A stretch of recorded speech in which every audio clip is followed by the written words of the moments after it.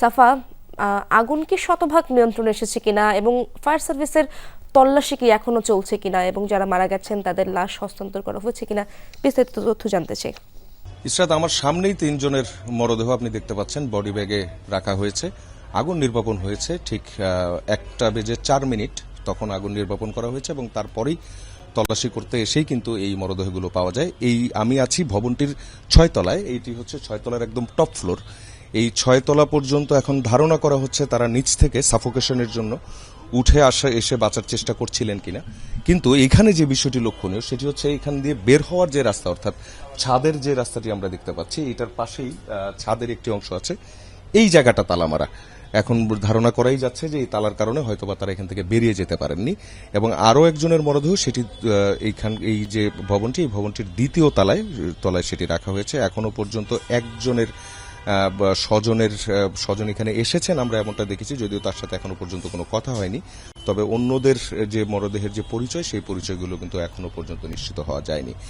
ঠিক 12:15 দিকের যে ঘটনা, এই ঘটনায় কিন্তু ফায়ার সার্ভিসের 2টি ইউনিট তারা কিন্তু এখানে এসে পুরো ভবনটির যে আগুনের সূত্রপাত আমরা যেটি ফুটেজে দেখতে পাচ্ছিলাম ধোঁয়া বেরোচ্ছে, সেই জায়গাটা তারা নিয়ন্ত্রণ করতে পারেন এবং 1:04 এই আগুনটা নির্বাপন করা যায়। কিন্তু এরপরই কিন্তু এই বিষয়টা দেখা যায়। তবে এই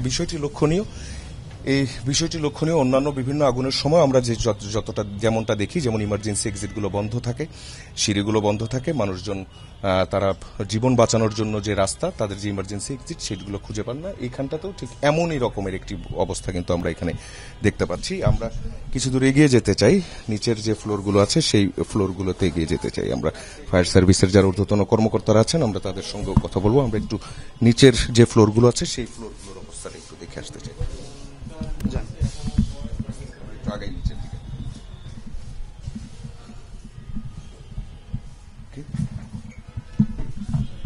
পুরো ভবনটির প্রতিটি ফ্লোরেই কিন্তু এখনো পর্যন্ত যে আগুনের যে অবস্থা সেটির কিন্তু লক্ষ্য করা যাচ্ছে। তবে যতটা না আগুনের জন্য হয়েছে, আমরা সেই মৃত্যুর যে কারণ সেটি কিন্তু বোঝাই যাচ্ছে যে এখনো পর্যন্ত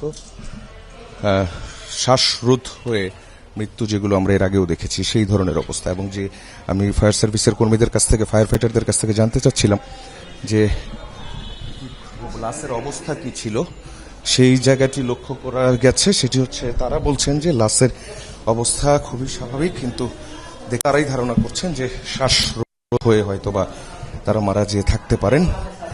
এখনো পর্যন্ত তেমনটাই বলা হচ্ছে।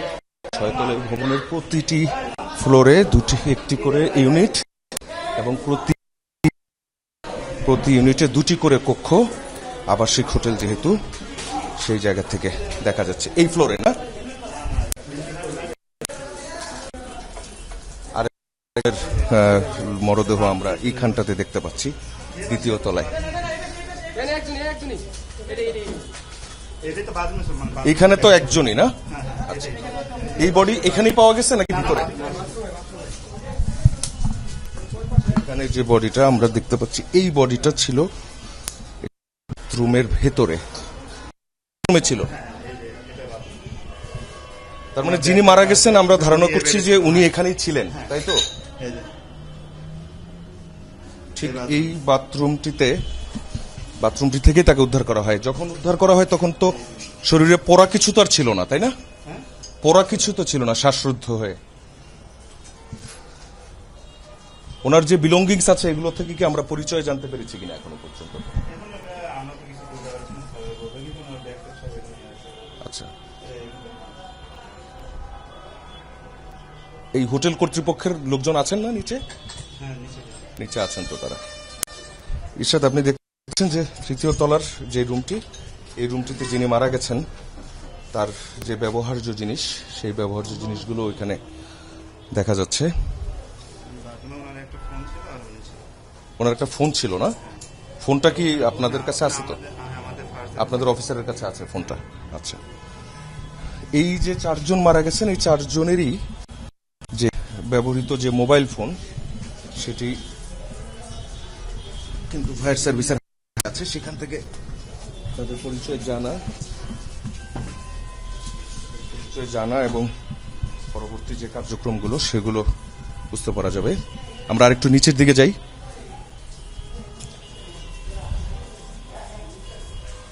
বডিটা খেয়াল করুন। এখানে 4টা করে রুম, এক এক মিনিটে 2 3 4।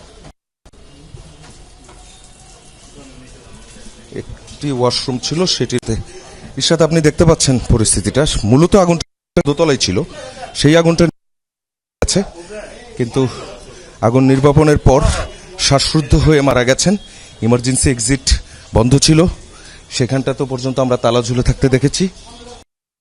ছিল এই ফ্লোরগুলোতে অবশ্য, কিন্তু যেমন আমরা দোতলার যে করুণ পরিণতিটা দেখলাম, একজন বাথরুমে ছিলেন এবং সেখানটাতেই তার মৃত্যুটা হয় এবং সেখান থেকে তার মরদেহ উদ্ধার করা হয়েছে।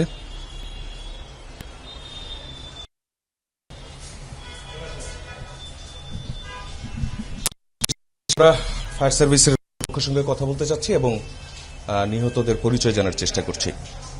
ধন্যবাদ আপনাকে সাফা, সেখানেই থাকুন আপনি। আপনার কাছ থেকে পরবর্তী খবর জানার চেষ্টা করব।